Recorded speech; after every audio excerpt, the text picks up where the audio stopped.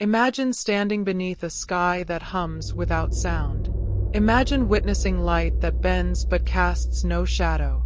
Imagine staring into the cold eyes of something watching you, something that shouldn't be there. On one forgotten night in 2003, in the valley of Lualuale, the earth held its breath. No birdsong, no breeze, just silence so absolute, it felt like the world had cracked open, and something else had slipped through. Don't forget to like and share this story with your friends or closest family members to help spread awareness and caution through storytelling. Main story begins. It started with an invitation. Dr. Keahi Iona was never the type to chase ghosts. He was a geophysicist, a quiet man with calloused hands and notebooks that smelled like copper and ink. That summer, he had been running atmospheric sampling experiments from an overlook west of the Lualuale Naval Communications Site, a restricted stretch of valley lined with massive antenna fields, each one stretching toward the sky like dead fingers. He had brought 3 graduate students with him. Talia, an ambitious astrophysics major with a sharp tongue. Nico, a quiet technician who rarely removed his headphones. And Jonah, the youngest, an observer assigned to monitor magnetic disturbances over volcanic terrain. None of them were prepared for what they would witness that night. The air had been still. Unusually still. Not a single gust in hours. Even the crickets were silent. At exactly 2:43 in the morning, something changed. Above the VLF antenna field, 3 pale spheres emerged from the dark, perfectly round, pulsing with a faint internal glow like dying embers under glass. They hovered motionless for a moment, then moved. Sharp, angular, silent. Talia was the first to react. She grabbed the infrared scope and gasped. The objects were not emitting heat. "That's impossible," she said, voice barely above a whisper. "Everything emits something." They began to record. Nico adjusted the magnetometer. It registered clean, then suddenly jumped. Wild deviations in geomagnetic intensity. Every reading off the scale. Then came the nausea. Jonah dropped to his knees. His face went pale. He clutched his stomach and pointed toward the valley. "I can taste it," he said. "Metal. Like electricity in my teeth." The lights were still hovering. Now closer. Still making no sound. At 2:54, the compass spun violently, then stopped. The laptop screens froze. One of the cameras overheated and shut down. Dr. Iona stared at the lights. They didn't shimmer like drones. They didn't drift like weather balloons. They watched. Just as suddenly as they appeared, the spheres rose in unison and blinked out of sight. Not faded. Not accelerated. Just gone. The team sat in stunned silence. No one spoke for several minutes. The only sound came from the clicking of cooling electronics and the rustling of dry grass. Later that morning, when they returned to the university lab, they found corrupted files, wiped logs, and magnetized components. Only one video file remained, 19 seconds of blurred, flickering light and a high-frequency buzz like a dial tone buried under static. Dr. Iona submitted a private incident report to the university. 3 days later, he was visited by 2 men. No names. No agency. They claimed to be environmental health officers from a naval branch and requested access to his equipment. They were polite, but firm. They left with 2 hard drives and a notebook. And they never came back. In the months that followed, none of the students spoke publicly about the event. Talia left the program without explanation. Jonah transferred to a mainland university. Nico stopped answering messages entirely. But the story never truly disappeared. Among the residents near Nanakuli and Maili, rumors began to spread. Strange lights, quiet nights, black vans parked at the edge of sugarcane fields, and one phrase whispered again and again, always in hushed tones. The valley was listening. The knock came at 9:32 in the morning. Dr. Keahi Iona had barely sipped his coffee when the sound echoed through the small concrete hallway outside his lab. The university building was nearly empty that day. Semester break. No staff. No students.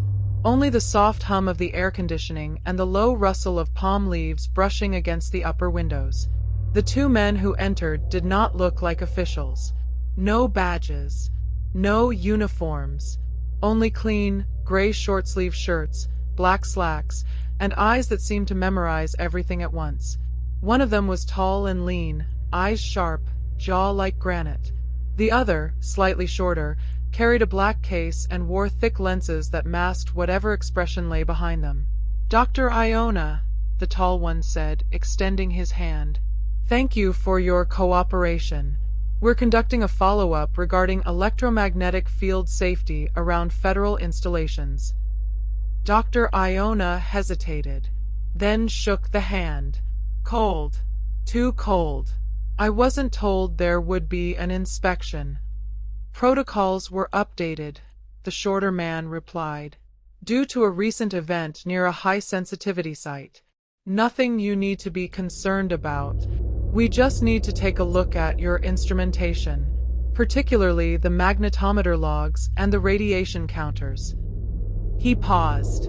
"You did use radiation counters that night, correct?" Dr. Iona stiffened. That detail had never been shared outside the lab. "Why?" The tall one smiled. "Just procedure. If you'd rather we come back with authorization papers, we can. But I believe your department prefers to avoid delays." It wasn't a threat. It didn't need to be. The air had shifted. They inspected everything, touched nothing without gloves. The shorter man ran a sleek scanner over each device, the machine emitting soft beeps and whines that never matched the patterns Dr. Iona expected. When they finished, the taller man placed 2 hard drives into a static-proof bag and zipped it shut. "We'll run diagnostics. You'll have them back within 2 weeks. Probably sooner." "Are you with the Navy?" Iona asked. A long pause. "We're with the department," the man replied simply. With that, they left. No papers signed. No evidence of their presence.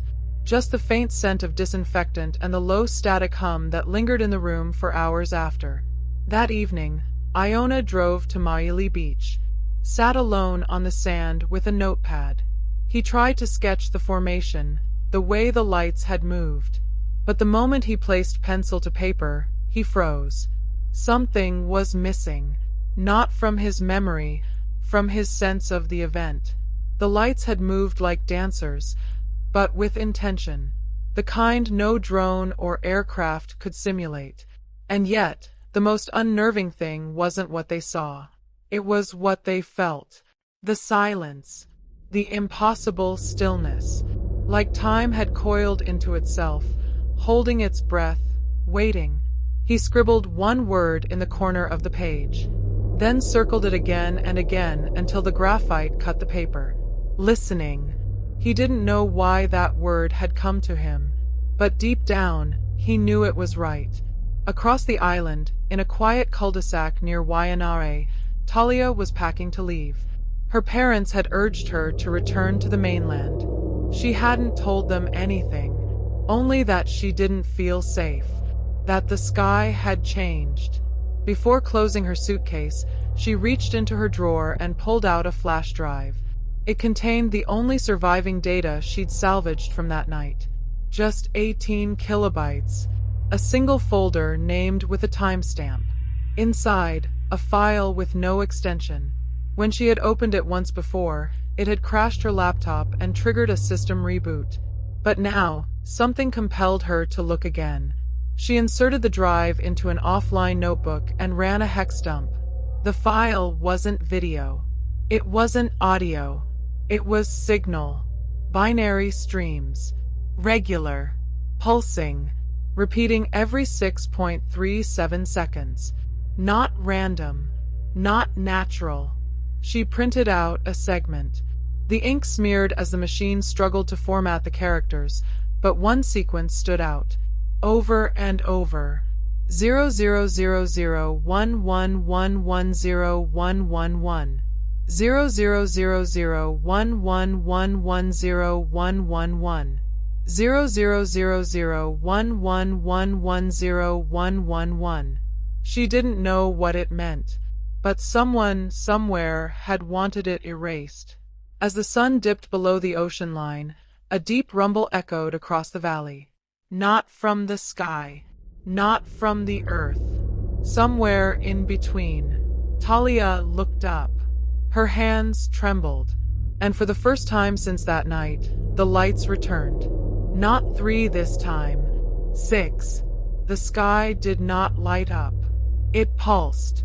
Faint, rhythmic flashes, 6 points arranged in an asymmetrical arc over the Lualuale Ridge. No sound. No clouds. No wind. Just that slow, deliberate strobing, like a heartbeat forced into the air itself. Talia froze by the window of her second-story bedroom. Her mouth opened, but no sound came out. She counted the interval between flashes. 6.37 seconds. Exactly. The same interval encoded in the corrupted file. She pulled her phone from her pocket. The screen was dark. Dead. Even the emergency flashlight failed to respond. She ran to her desk, opened the laptop still connected to the flash drive. The screen flickered with static, gray, granular snow, then cleared. A black background. White text. One line. You saw them. Her breath caught in her throat. Her fingers hovered over the keyboard, unsure. Before she could type anything, the screen went black again. Then the window shattered. No wind. No impact. Just fracture, like the glass had given up under pressure it couldn't feel. Shards scattered across her floor. And for a moment, everything went quiet again. So quiet she could hear the low hum inside her own skull. Then came the sound. Low. Sub-bass. Felt more than heard. Like a choir made of machines, vibrating from the earth upward. The power in the neighborhood flickered, then went dark. Car alarms wailed in a dissonant chorus. Dogs barked once, then fell eerily silent. She didn't wait. She grabbed her backpack, stuffed the flash drive into her coat, and ran. Miles away, Dr. Iona sat at his desk, running a series of magnetic field reconstructions using university satellite feeds.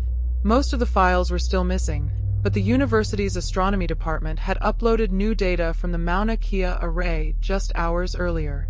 He didn't expect much. Then he saw it. For separate anomalies logged over Lualuale airspace. They weren't listed as objects. They were flagged as voids. Areas where the sensors returned nothing. Not silence, but absence. As if something had cancelled out the data itself. Each void lasted less than a second. Perfectly synchronized. Iona zoomed in. Cross-referenced GPS timestamps. 6.37 seconds apart. The same interval again. A pattern. But not just repetition. He overlaid the coordinates of each void event onto a topographic map of Oahu. His hand trembled as the lines formed. Not a circle. Not a triangle. A spiral. Turning inward. The center point? The Lualuale facility. Talia didn't know where else to go. Her car wouldn't start. The streetlights were out. So she did the only thing that made sense. She ran into the forest behind her house and followed the old dirt trail westward. The air was thick. Not just with heat. With charge. Her skin prickled as if the atmosphere had flipped polarities. Behind her, in the sky, the 6 lights moved again. This time in perfect formation. Not fast. Not slow. Gliding above the valley, shifting their positions with unnatural grace. She tripped once. Skinned her elbow. Got up and kept running. When she finally reached the overlook above the naval station, she collapsed behind a rock outcrop and pulled her binoculars from the side pocket of her bag. She focused on the array below. The antennas weren't just still. They were vibrating, but not from mechanical movement. They were shimmering, not visibly, but as if reality around them had softened. Lines bent at the edges. The tips of the towers looked like they were breathing. She tried to record the moment with her phone, but it remained dead. So she sketched instead. Her hands moved quickly, remembering Iona's technique. She captured the arc of lights, the wave distortion around the towers, and then she saw the figures. Two of them, standing at the outer fence of the facility. Tall, motionless, not in uniform. Their silhouettes shimmered like heat mirages, but their edges were too sharp. One turned its head, or what she thought was its head, toward her position, as if it knew. She ducked. Seconds passed. She peeked again. They were gone. Only the lights remained, now rising higher into the atmosphere. A flash, a low, thunderless boom, and silence returned.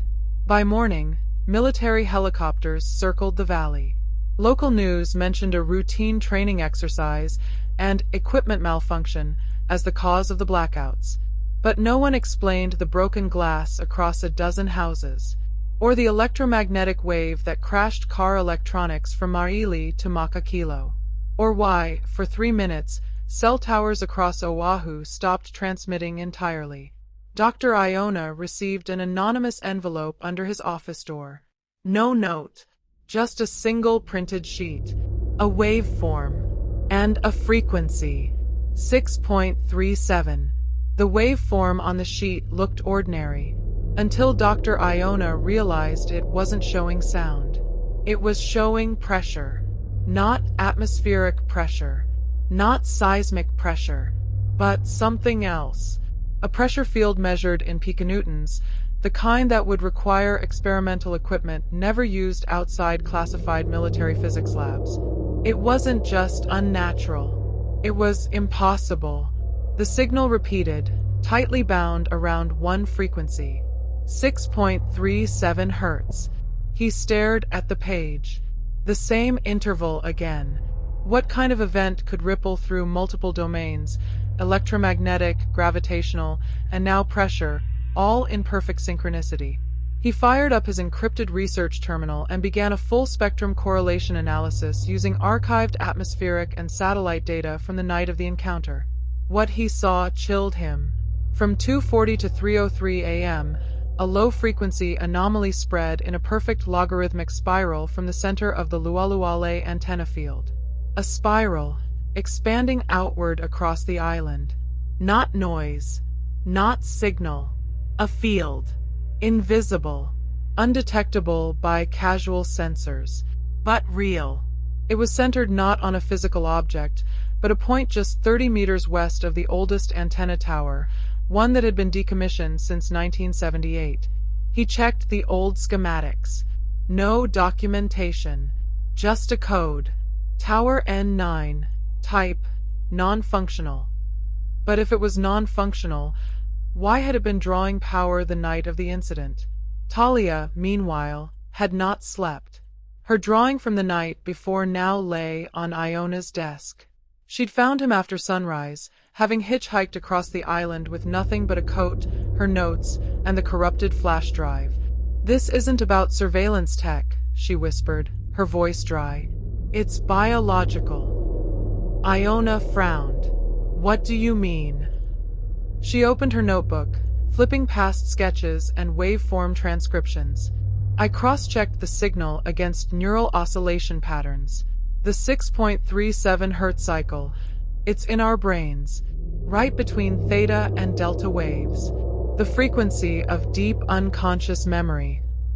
Iona leaned forward. His pulse quickened. "And you think this signal is meant to interact with us?" She didn't speak. She simply nodded. By late afternoon, they returned to the valley overlook, this time with better instruments. Talia carried a field strength meter designed for ELF band detection. Iona had borrowed a high-sensitivity accelerometer normally used in volcanic tremor mapping. They set up quietly beneath the cover of brush. No words. Only data. The antennas below didn't shimmer today, but there was still a hum. Subtle. Almost felt rather than heard. Then, at 3:14 p.m., the signal returned. Not in the sky. In the ground. The accelerometer chirped. A repeating tremor. Too smooth for tectonic activity. Waves rising every 6.37 seconds. Iona looked up. From the far side of the ridge, Tower N9 stood silently, and just beside it was a structure that hadn't been there before. Small, hexagonal, silver, half buried in the slope. No cables, no markings, as if it had grown there. They moved quickly, hiking along the old maintenance path that looped behind the installation. The sun was dipping fast, casting long shadows across the valley floor. Every step brought them closer to something neither of them could name. When they reached the edge of the fence near N9, they found the ground scorched in a perfect circle around the base of the tower. The air was warmer, thick with the scent of ozone and metal. The silver object was real. Smooth. Seamless. No panels. No seams. Just 6 shallow impressions, as if fingers far too long had pressed into the metal. Talia approached. She reached out. A low vibration pulsed through her palm, not from the object, but from the air between. She froze. "It's not just transmitting," she said. "It's echoing, listening, and sending something back." Iona placed the accelerometer on the ground. The readings spiked. Harmonics built within the earth itself, as if the island had become a speaker. Then everything stopped. No wind, no birds, just a sudden drop in pressure. And a voice. Not in the air. In their heads. One word. Cold. Synthetic. Echoed deep into the root of thought. Awakened. Talia stumbled back. Her nose bled. Iona grabbed her before she collapsed. The object pulsed once with faint internal light, then slowly began to sink into the ground, as if the dirt itself was folding around it. Within seconds, it was gone. They stood in silence, eyes wide, hearts racing. From the ridge above, 2 black SUVs now crept along the gravel path. Unmarked. Windows tinted. No sound. Iona pulled Talia behind the tree line. They fled back into the brush, disappearing before the vehicles arrived. They didn't speak for a long time, not even as they reached the bottom of the hill and caught the last bus out of the valley. Only once the city lights returned did Iona speak. "It's not a weapon." Talia turned to him. He stared ahead. "It's a message." The bus rattled along the coastal road, its old frame groaning with each turn. Talia pressed her forehead to the glass, watching the waves roll endlessly against the shoreline. Behind her reflection, the sky was darkening again. But her mind was far from the ocean. She kept hearing it. That voice. Awakened. Not a word spoken aloud. It had vibrated inside her, like a string plucked deep in her memory. She could still feel it. And she wasn't alone. Iona hadn't said much since they boarded, but his face was pale, drawn tight with the same tension. His fingers gripped the envelope with the waveform printout so tightly the paper had torn. Whatever that thing was, it hadn't just emitted a signal. It had connected. And not just with them. By the time they reached Iona's office at the university, the sun was long gone. The campus was quiet. Too quiet. A thick silence hung in the air, broken only by the buzz of old lights and the distant clack of janitor carts echoing through the halls. Talia set up the signal analyzer on the desk. They needed to act fast. She opened the drive containing the waveform recordings and linked it to a deep pattern neural matching algorithm, something she'd borrowed from her time in a neurofeedback lab. Iona uploaded the pressure field data into a visualizer, projecting a 3D model of the spiral field they'd measured. As it rotated on screen, it looked less like a natural disturbance, and more like a map. "It's topographic," Iona muttered, "but inverted, not of terrain." Talia leaned in. Her eyes widened. Of something underground.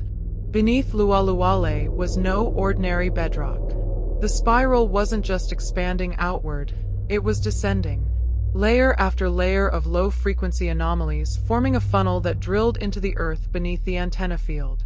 Not naturally. Not randomly. Engineered. At the center of the spiral was a void, a perfect zero reading. Talia pulled up geological survey scans from old military archives. The deeper layers beneath the facility had been marked off-limits to civilian geologists for decades, with no explanation. No drills had gone deeper than 120 meters, but this spiral went down more than 2 kilometers. "Is there even access that deep?" she whispered. Iona looked grim. "There is, but it's buried." He tapped an old blueprint pinned to his corkboard, a diagram of the base's construction back in the 40s. One section labeled Echo Chamber Access Shaft, decommissioned 1962. No details, no depth, but the spiral pointed straight to it. They didn't sleep. By 3:15 a.m., they were back in the valley, this time approaching from the east, navigating overgrown access roads and dodging night patrol drones that whirred silently across the old installations. The entrance was exactly where the blueprint said it would be, beneath a collapsed supply shed overgrown with vines and ironwood trees. Talia uncovered the hatch buried in mud and roots. It took both of them to wrench it open. A sharp hiss escaped, not gas, but pressure equalization. Stale, dead air rose from below. They descended carefully, using climbing gear and industrial flashlights. The shaft was narrow, lined with rusted steel. After nearly 10 minutes, the tunnel opened into a vast chamber carved directly into volcanic rock. And there, deep in the darkness, stood a machine. It resembled no known human design. At least 8 meters tall, its surface was made of the same seamless metal as the object on the hillside. 6 arms extended from its core, frozen in motion like a halted clock. At the center was a black orb, suspended in midair, rotating slowly, without support, without noise. And surrounding it were symbols. Not letters, not numbers, but geometries. Spinning, shifting, recursive. Talia stepped forward, her breath catching in her throat. "It's alive," she said. Iona didn't argue. He felt it too, the hum beneath the floor, not mechanical, but biological. Like standing inside the chest of something enormous and dreaming. Suddenly, the orb pulsed. Once. And the machine responded. One of the arms moved. Slowly. Precisely. The air shimmered. Then, from behind them, a light. They turned. In the shaft above, someone was coming down. A beam of white light caught them in the eyes. Voices. Not yelling. Calm. Methodical. "We have them," said a voice. "Containment Protocol 4. The asset has activated." Talia backed up. Iona raised his hands instinctively. 3 figures descended, dressed in matte black environmental suits. No insignias. No faces. Only mirrored visors and precision steps. One of them held up a hand. "You've interfaced. That's enough. Step away." Iona didn't move. He looked at the orb again. It was no longer rotating randomly. It had aligned, pointing directly at him. The mirrored man stepped closer. "You weren't meant to be here." The orb pulsed again. The cavern lights failed. Darkness. Then a voice. Not in English, not human, but they all understood it. Not a word, a feeling. "We remember you." When the light returned, the men in suits were gone. No sound, no trace. The shaft above, empty. And the machine, now silent, still.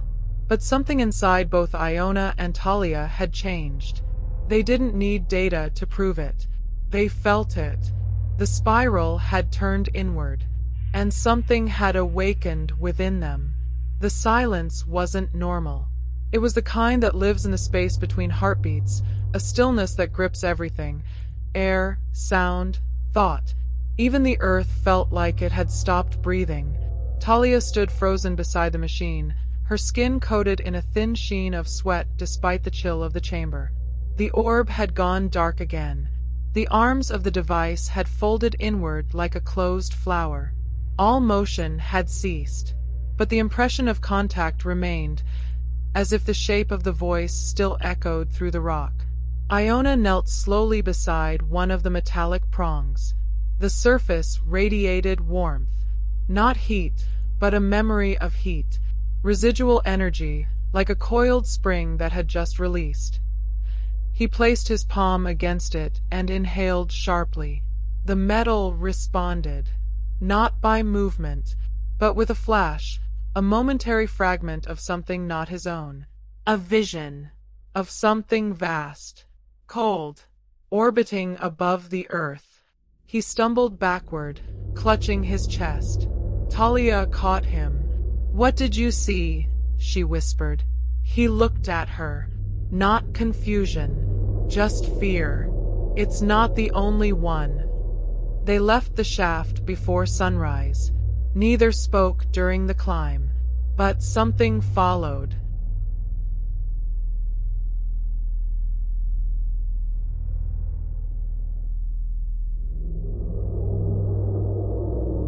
Iona stood at the glass door of his apartment, watching the lightning fork across the sea. Talia worked quietly behind him, syncing waveform data to a deep learning interpreter. Neither spoke. The message was incomplete, but it was intelligent.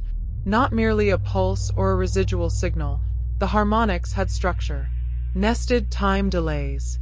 Recursive modulation. Feedback loops that mirrored neural firing patterns. It was language, but not ours. Iona stepped away from the window and laid out the 3 spiral patterns on the table.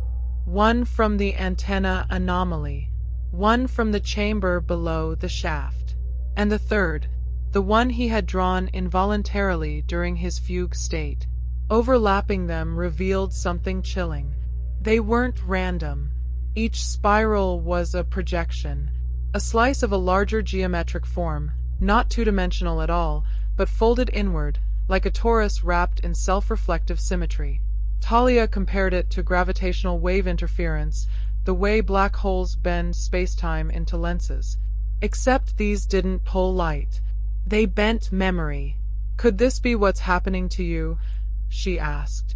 "Memory distortion through exposure?" He shook his head. "No, it's not distortion."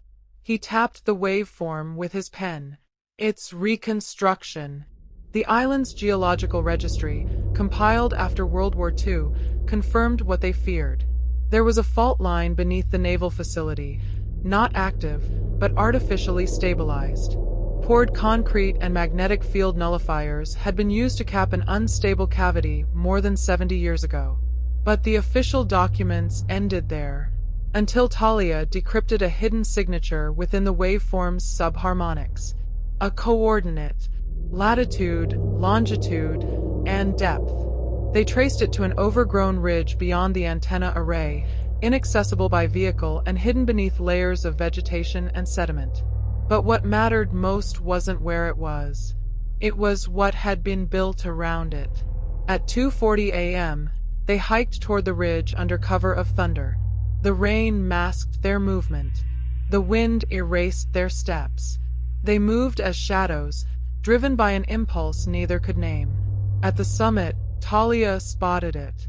Half buried beneath layers of collapsed basalt was a trapdoor. Smooth steel, sealed shut with no mechanical hinges. Except, Iona stepped forward, and the door opened. No sound, no force, just a low vibration in the soles of their feet and a hiss of descending air pressure. They looked at each other once, silently, then stepped inside.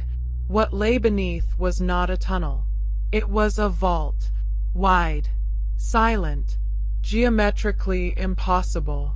The walls curved in a way that seemed to pull light inward, creating an effect like looking into water, shimmering edges, shifting lines, distance that refused to stay fixed. This wasn't built by human hands. It was designed for something other. At the center stood a cradle, made of obsidian-like material that gave off no reflection. Suspended above it, spinning slowly, was a stone. Not large, not radiant, but singing. A high, resonant tone that drilled into the marrow of their bones. Talia reached into her bag and activated a microseismometer. The needle jumped. This wasn't audio. This was planetary. The readings were impossible.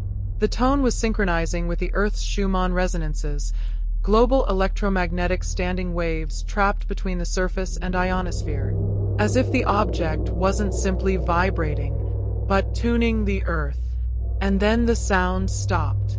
Not faded. Cut. The stone dropped into the cradle, and the chamber began to move.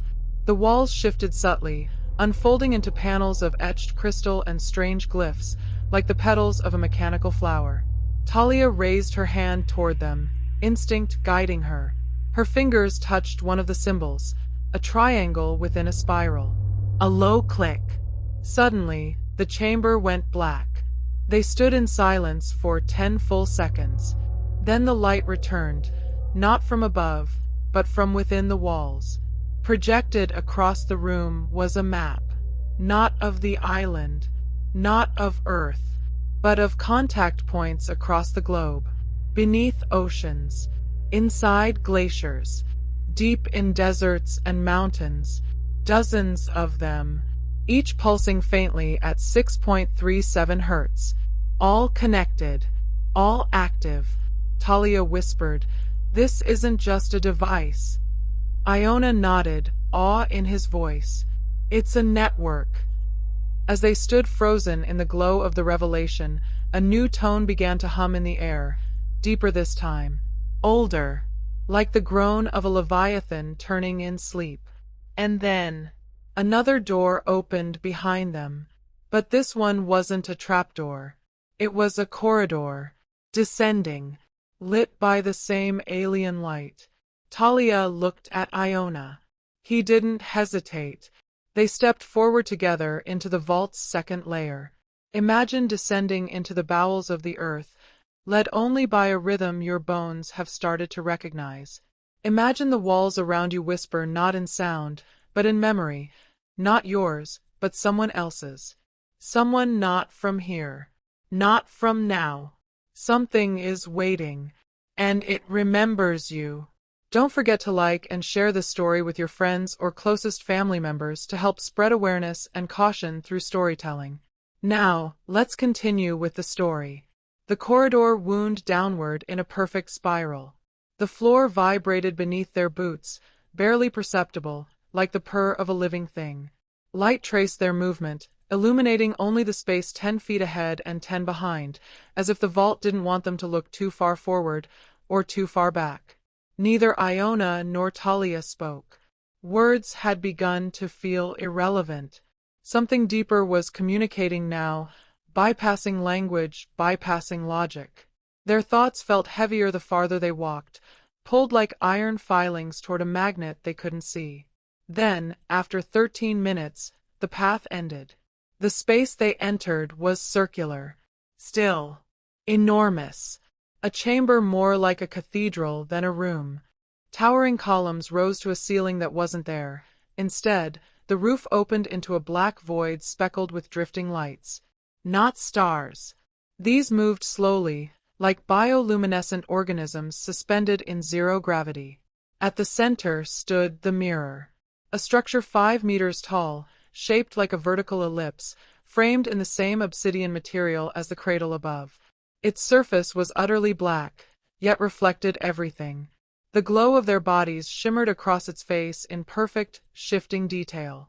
But the room held no temperature, no echo, no time. As if they'd stepped out of chronology altogether, Talia approached the mirror slowly. It didn't reflect her expression. It reflected her memories. Flashes of her childhood flickered in the surface.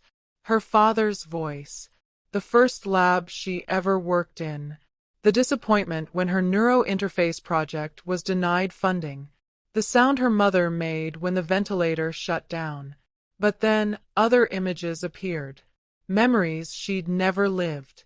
A war on a planet with twin suns. A city built into stone towers the size of mountains.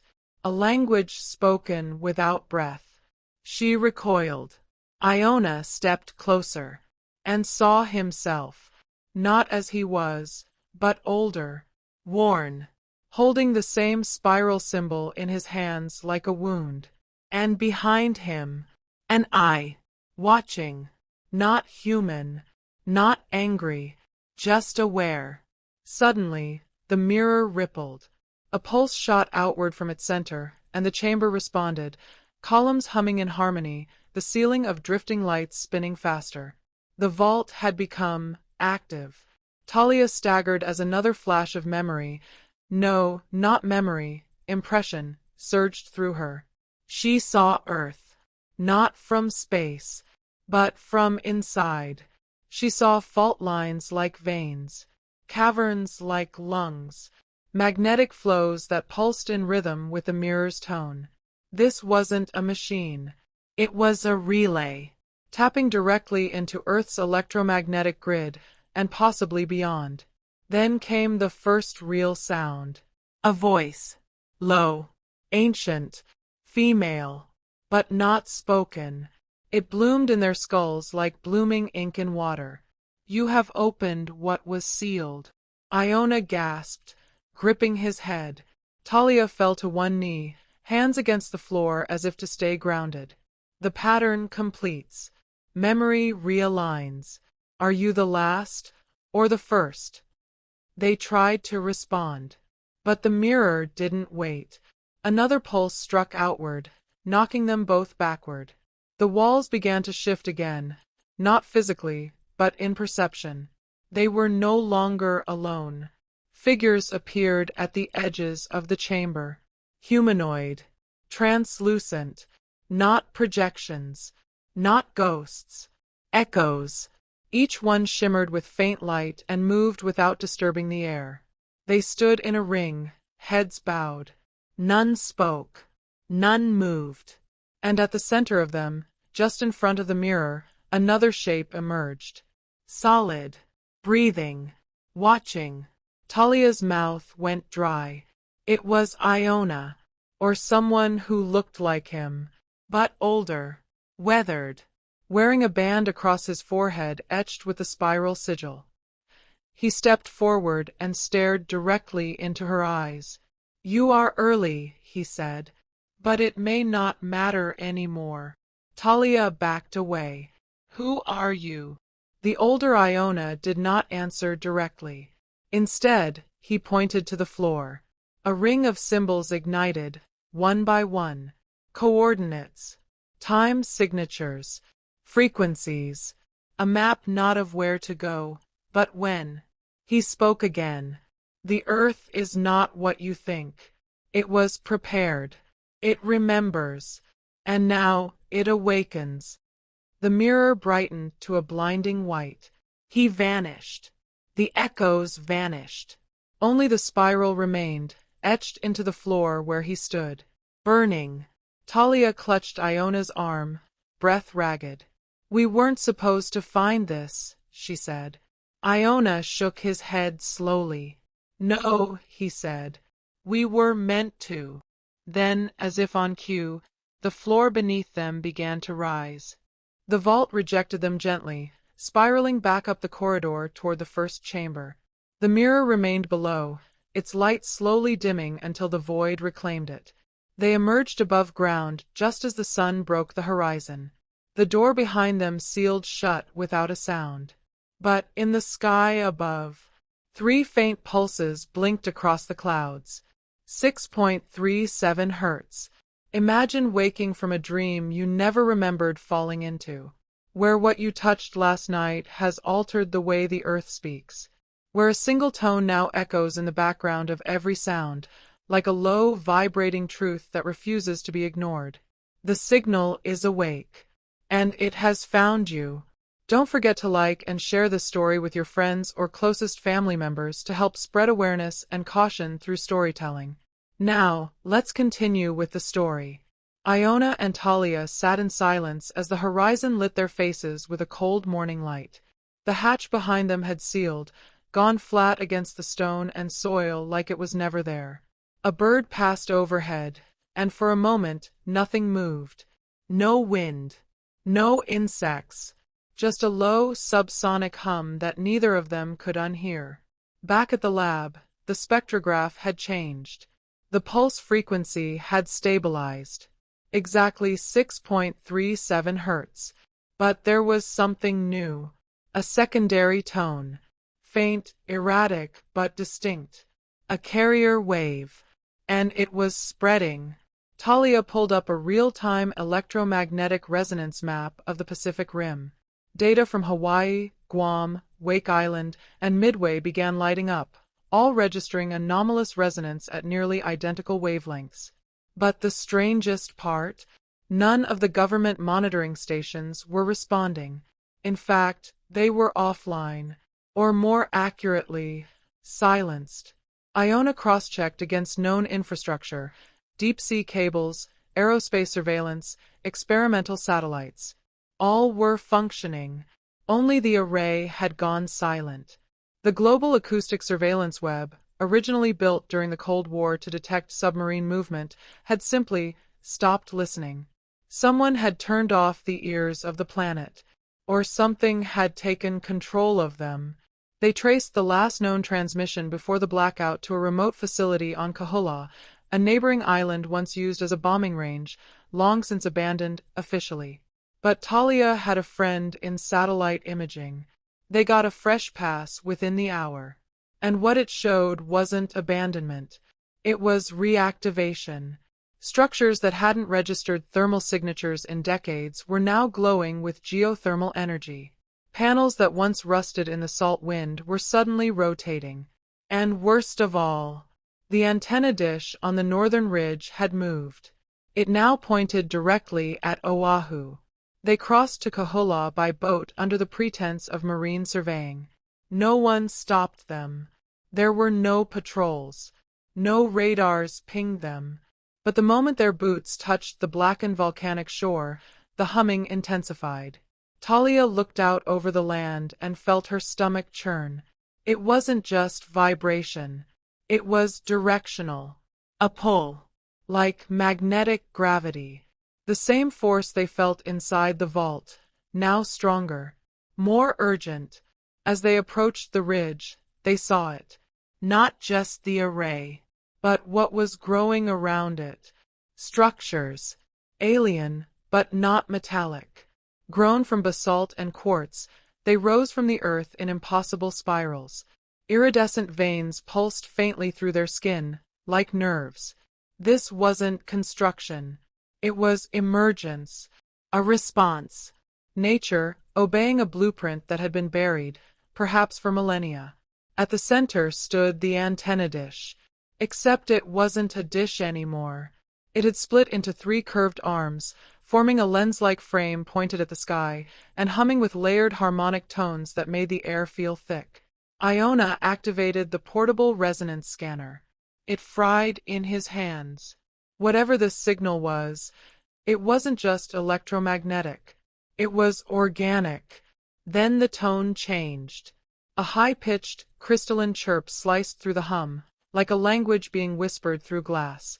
Talia dropped to her knees, clutching her temples. Iona fell beside her, blood dripping from one nostril. In his mind,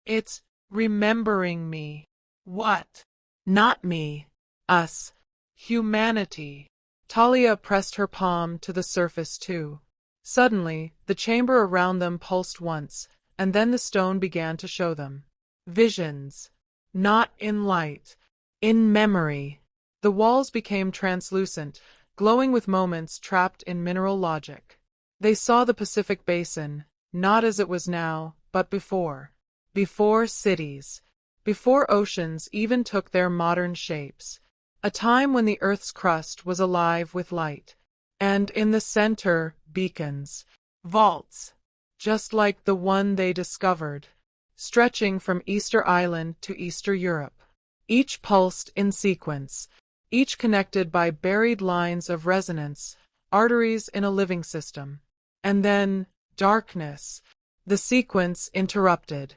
One vault failed. And something slipped through. Talia gasped. The vision jumped. Forward thousands of years. Now she saw humanoid figures walking through snow.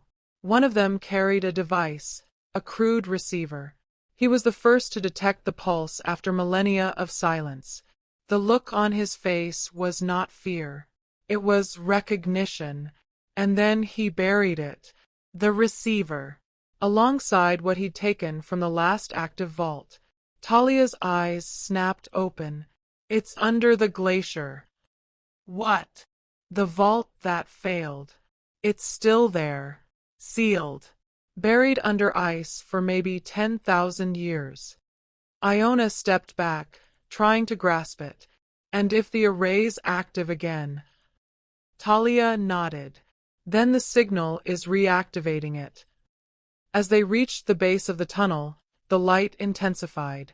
They entered a final chamber, octagonal, with a central platform hovering over nothingness. Suspended in magnetic stasis, the platform glowed faintly, and above it floated a sphere. No wires. No frame. Just a stone the size of a human head, rotating slowly, etched with spiral grooves across every surface. It pulsed when they entered. A low, harmonic tone. Familiar now. Painful. Talia stepped closer. It's the memory core. A core of what? Not data. Not AI. It's more like resonance memory. It stores what the Earth feels. Iona laughed nervously. You mean we're standing in the planet's subconscious? But Talia was focused now. Her hands hovered near the sphere. It's not just memory. It's decision logic. This is how the Earth knows when to reset. The moment she said it, the stone glowed bright, and a ring of holographic projections surrounded them. Talia saw symbols, temporal markers, weather patterns, solar activity, neural population loads, electromagnetic thresholds, and something else. Biometric data. Patterns of human emotion. Stored en masse. Like the Earth had been listening not just to actions, but to intent. And then came the voice again. You have crossed into echo. It wasn't in words. It was in pattern recognition. A fingerprint across timelines. Talia stumbled backward. Iona caught her. What is it? She looked at him, eyes brimming with fear. I think we've triggered a protocol. The chamber shook slightly. The stone floated higher. And then it began to divide.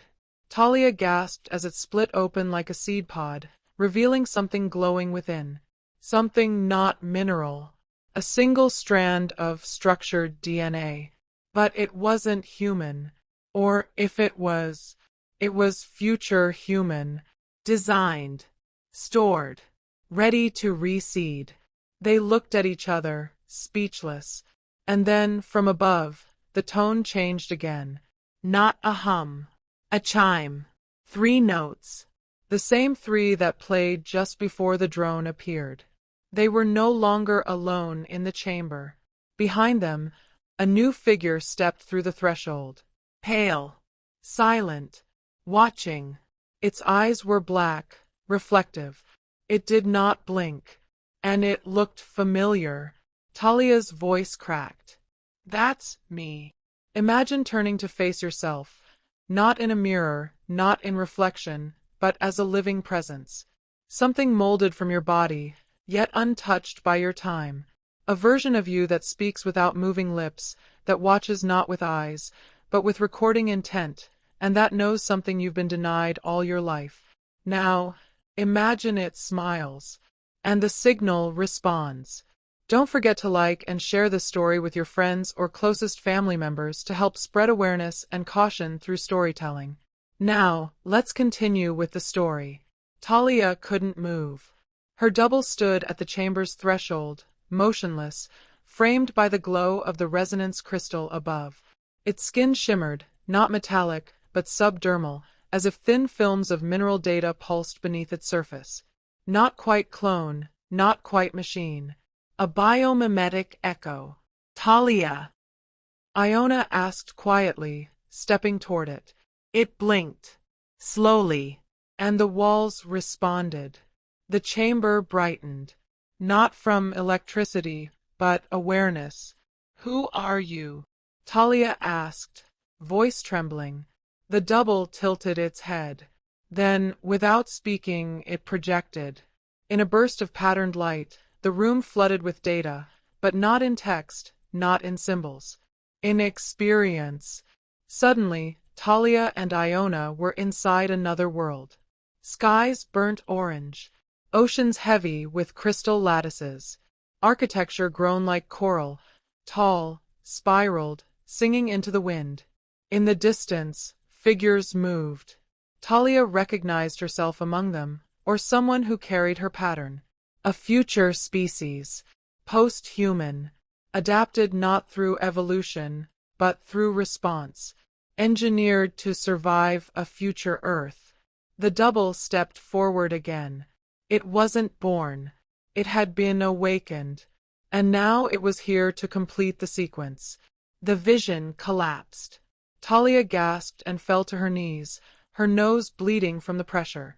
I saw them, she whispered. I saw what we become. Iona helped her up, stunned silent. The double placed its hand on the memory stone. A new tone reverberated, this one higher, dissonant. The chamber dimmed, and then the platform beneath them dropped. They descended slowly, like drifting in the void, the chamber stretching into infinity. Beneath them, the earth revealed layers. Geologic. No. Engineered.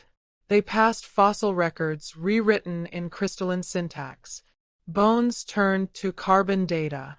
Languages etched in iron bands layered across centuries. It wasn't just a vault. It was a time server. Each stratum told a different truth about history. Not what happened, but what had been allowed to happen. At the lowest point, they stopped. In front of them, a flat wall of black stone. Smooth, seamless, but humming. The double approached and placed its hand on it. The wall flickered and opened like water folding aside. Beyond it, a fracture. Not in stone, in time. A visible rift. Suspended in magnetic stasis. It looked like a mirror shattered mid-reflection, hanging vertically, each shard showing a different moment in Earth's history. Floods. Fires, silence, and on the largest shard, something burning across the sky. A celestial object. Massive. Approaching. Talia stepped forward. That's not a comet. No, Iona murmured. It's a vessel. She turned. Incoming. No. Returning. The double raised its arm. From its wrist, a small node unfolded, glowing in sync with the signal. And from the rift, a pulse fired forward. Talia staggered back as the chamber filled with heat. Not physical, temporal. The fracture showed a future timeline. Cities submerged. Vaults pulsing. Humans, as they are now, unable to adapt. Then, another timeline. Post-human forms, graceful, silent, light bonded with mineral interfaces, standing atop the ruins. And yet another. Darkness. No structures. No life. Just repetition. The sequence failing. Over and over. The voice returned. But this time they understood it. We gave you memory. You built myth. We gave you signal. You built war. We gave you time. Now we take it back. The chamber shook. The fracture widened. Iona grabbed Talia. We have to close it. Talia shook her head. No.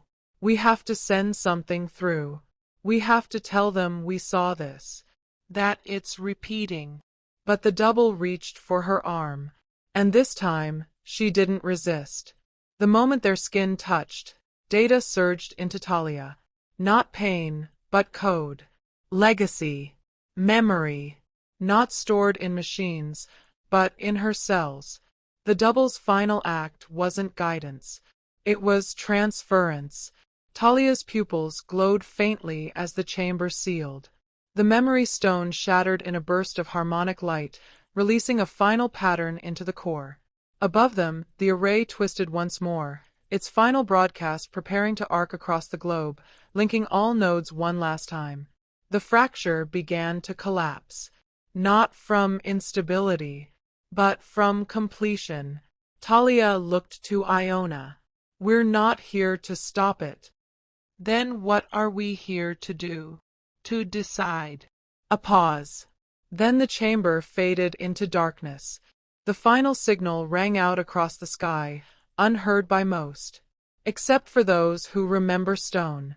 Imagine a tree that grows in reverse, not from the earth upward, but from the sky downward. Imagine its roots are not made of wood, but of frequency. And where they touch, memory takes form, not as thought, but as command. Now imagine that tree awakening, and realizing, we were never the gardeners. Don't forget to like and share this story with your friends or closest family members to help spread awareness and caution through storytelling. Now, let's continue with the story. The array above the chamber pulsed violently, its massive radial arms rotating like a mechanical sunflower tracking an invisible sun. Only now, it was tracking something not of Earth. Far above them, cloaked in the upper atmosphere, the object Talia had seen in the fracture shard, the vessel, had begun its slow, deliberate descent. It looked organic, yet impossibly geometric, its body covered in interlaced hexagonal scales that shimmered with solar rejection. Earth's orbit dimmed where it passed. Birds flew in silence beneath it. Satellites rerouted. No alerts were issued, because the systems watching the sky had already been rewritten. Talia and Iona emerged from the vault beneath the antenna.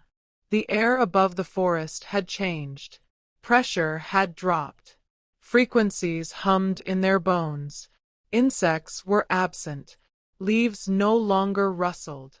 And in the sky, thin vertical filaments, like hair-thin wires of light, slowly descended. One landed in the field near them, touching the ground softly. Where it landed, the soil glowed. Then changed color. It's seeding, Talia whispered. Not biologically, informationally. She stepped closer to the filament. It vibrated faintly, emitting a tone almost too high to perceive. But she heard words in it, familiar ones. Her own voice, layered over dozens of others. Iona, this isn't an invasion. It's a return. A return of what? She looked at him, face pale but certain. The sky root. The name wasn't metaphor. It was a system, encoded in the ancient vaults, transmitted across millennia via geomagnetic alignments, deep earth resonators, and dormant DNA fragments within the human population. It was a resonant archive, buried within Earth's crust, waiting to be reactivated. Now, the descending vessel, the one orbiting since before recorded time, was unlocking it, one route at a time. Back at the mainland, across various parts of the world, northern Canada, Siberia, the Andes, the Gobi Desert, similar filaments had begun to land. At each location, those sensitive to frequency, children with high gamma brainwaves, elderly patients in coma wards, animals trained in seismic anticipation, began to respond. They stood, or howled, or stared at nothing, and all at once they began to walk. Not blindly, but toward the signal. They were not infected. They were tuned. Talia's nose bled again as she touched the root gently. A flood of memories surged into her, none of them hers. She saw firelight flickering on cave walls, a mother holding a child under auroras. She felt ocean currents before language. She heard the last thoughts of a satellite as it lost orbit in 1962. And then she saw herself. Not now, not tomorrow, but after, beyond the vessel's descent. She stood beneath something that had bloomed, a lattice of crystalline threads expanding from the root's impact, wrapping around the Earth's curvature. It wasn't just restoring the planet. It was rewriting the biosphere. Iona pulled her back. We need to leave. We have to warn. No, she interrupted. No one will believe us. Then what? She looked up. We listen. That night, as the world slept, the roots continued their slow descent. Governments scrambled to understand. Signals were jammed. Satellites rebooted. But each time the network tried to map the route, the data vanished. Not destroyed. Absorbed. As if the system had no intention of stopping them, only learning from them. By morning, the first visible structure had appeared in the Peruvian highlands. It was shaped like a dome, but with no entrance, no seams. It resonated, and it began singing. Talia and Iona sat by their equipment, silent, listening, not recording, because every attempt to store the sound failed. Microphones burned out, hard drives glitched. But Talia remembered it. Each note pressed into her skin like sunlight through glass, and with it, new clarity. Patterns in history that made no sense before, now revealed as deliberate interruptions. Flood myths, mass extinctions, global resets, all part of the root's pruning process. Humanity, in its current form, had reached the edge of its acceptable deviation.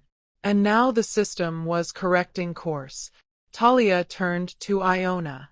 We aren't the species being saved. He looked back at her. Then who is?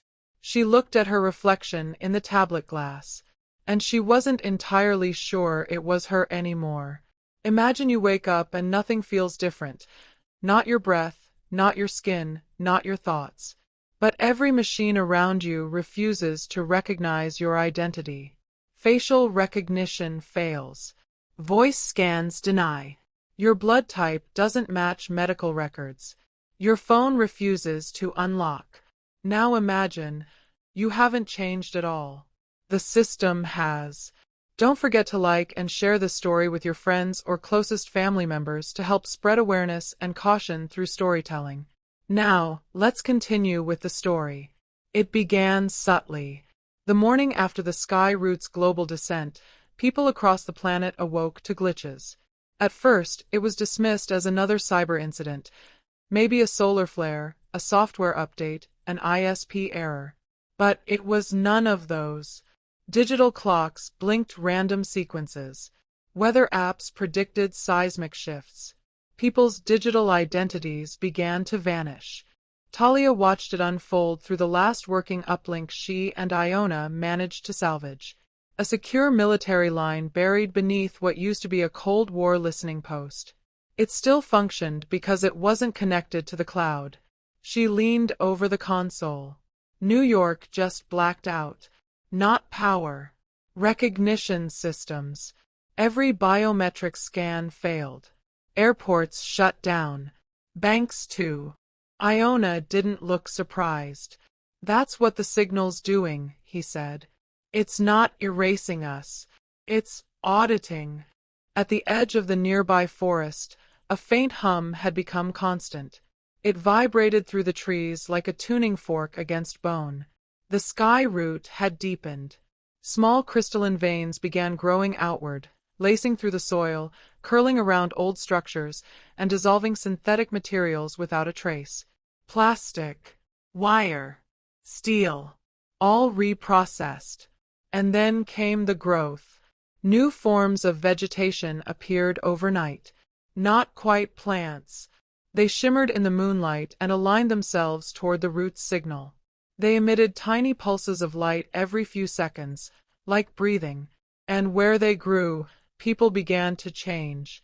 Talia heard it first in her sleep. Not words. A frequency. Low. Subtle. Repeating. It played in her bones, like a second heartbeat. Iona confirmed it using the last non-digital diagnostic tool they had, a 1980s analog oscilloscope. When Talia held the electrodes to her temples, the screen pulsed in perfect Fibonacci ratios. He checked his own signal. Nothing. She was carrying something. Something transmitted, not taught. "I think," she whispered, "I've been activated." They stared at each other in silence. No longer was the question whether the sky root was alien or human, ancient or futuristic. It was functional. It had returned not to harm, but to harvest. And Talia had been marked as compatible. Around the world, others like her began to surface. A child in Morocco who started drawing schematics of machines that didn't exist, but could. An old woman in Siberia who spoke in a language no linguist could translate, yet triggered neural resonance in listeners. A man in Lagos who walked into a collapsed building and emerged with dozens of survivors, guided not by sight, but by a pulse in his skull. The press called them glitches. Governments called them anomalies. The root called them signal-born. In the ruins of the antenna complex, Iona ran diagnostics on Talia again. She no longer needed food or water. Her vital signs were stable, but unusual. Her brain operated at a higher frequency than any baseline human. She began to hum at night, sometimes for hours. She didn't sleep anymore, and when she placed her hand against the roots outside, they responded. They opened, letting her in. One evening, under a sky thick with unnatural auroras, Talia turned to Iona. "I need to go to the cradle," she said. He frowned. "The what?" She pointed toward the northeast, toward a distant mountain range glowing faintly, pulsing in rhythm with her body. "It's where I was seated, where the first memory was encoded. That's where they'll come." "Who?" "The architects." Iona paused, the hairs on his arms standing. "You think they're returning?" Talia shook her head. "They never left." She touched the root beside her, and in a burst of light, the ground beneath them shifted. The root accepted her fully now. It had opened a path, and somewhere far beneath that path, in the cooled veins of Earth's oldest plates, something was stirring. A mechanism, a clock, a gate, not to space, but to the signal's origin. Imagine walking into a cave that knows your name, not because someone told it, but because it remembers building you. Imagine it speaks not in sound or sight, but through the shape of your thoughts before you think them. Imagine you are not discovering it, but returning to it, and what awaits inside has been waiting for you longer than time itself. Don't forget to like and share this story with your friends or closest family members to help spread awareness and caution through storytelling. Now, let's continue with the story. The journey to the cradle was not measured in distance, but in resonance. Talia could feel the path like a thread wound through her nervous system. She didn't need maps. She didn't need food. As the sky glowed in hues no Earth atmosphere had ever produced, she and Iona moved through terrain that seemed to yield and reshape ahead of them. Mountains shifted subtly. Water pulled back from rivers. Animals watched in silence, but did not flee. Even the weather bent to allow passage. By the fourth day, they reached the outer ridge of the old caldera. What once had been a dormant volcano was now humming, low and thunderous, from within. From its sides, crystalline structures rose like jagged thorns, curving inward toward a single black spire emerging from the center, sharp as a needle and seemingly built of liquid obsidian. It was not made by human hands, yet it pulsed with the rhythm of a heart, and Talia's body answered. Inside the caldera, they found no entrance, no doors, no tunnels, just a flat obsidian surface surrounded by root structures that glowed like veins under skin. Talia walked toward it, slow, eyes unblinking. As she stepped onto the surface, it shifted under her feet, not physically, but perceptually. The horizon warped. Time felt slower. Then she vanished. Iona screamed her name, but she was gone. Not disintegrated, not transported in the traditional sense. Simply out of phase. The signal had taken her in. Talia's mind expanded instantly. Not in metaphor, in architecture. She stood in a space shaped like memory itself. Vast, dark, and interconnected by webs of thought, emotion, and raw data. She could see stars, yes, but not in the sky. They were inside her. She saw herself as a thread within a system far older than Earth. A node, a seed, a carrier. And then the architects came. They did not speak. They did not glow. They were not even visible in form. They were events, cascading phenomena of cause and effect. Where they moved, history reshaped. She saw empires rise and fall in reverse. Species blinked in and out of existence like candlelight. Ice ages melted in seconds, only to refreeze with new oceans underneath. And among them, she recognized a single familiar trace: humanity. They approached her with data, not questions. A download began, not through speech, but through experience. She relived memories she never had. The creation of the first memory vault on Earth, encoded in magnetic striations in iron ore deposits. The failed activation in Cimmeria, when human belief systems short-circuited the root's signal. The near reset during the Tunguska event, aborted due to biological incompatibility. The decades-long delay triggered by nuclear testing, which fractured the root's sleep cycle. And now, the signal was fully reawakened, because she had unlocked the final parameter: receptive consciousness. Back in the physical world, Iona stood helpless on the obsidian plate. Then, without warning, the surface rippled like water, and she returned. But she was changed. Her pupils glowed faintly. Her skin carried a faint sheen, like mist trapped beneath glass. And her first words came in a voice layered with hundreds of tonal frequencies. "They're not here to take us," she said. "They're here to offer choice." Iona stepped back. What choice? She turned toward the spire. To be signal-born, or remain synthetic. The cradle began to awaken behind her. The spire cracked open, revealing an interior of perfect symmetry, a geometry no human could have conceived, where every angle shifted depending on who looked.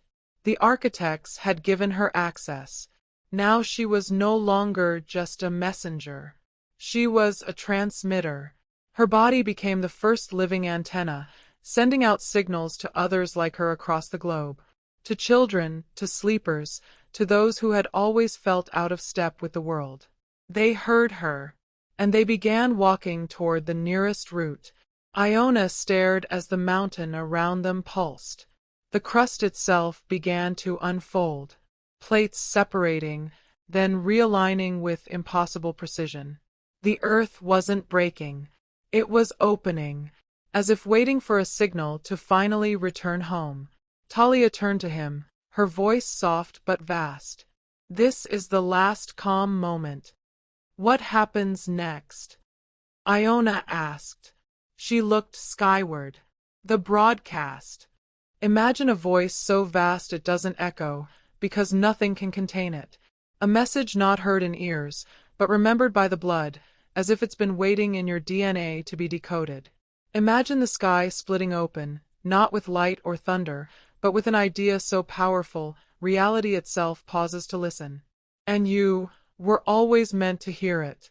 Don't forget to like and share this story with your friends or closest family members to help spread awareness and caution through storytelling.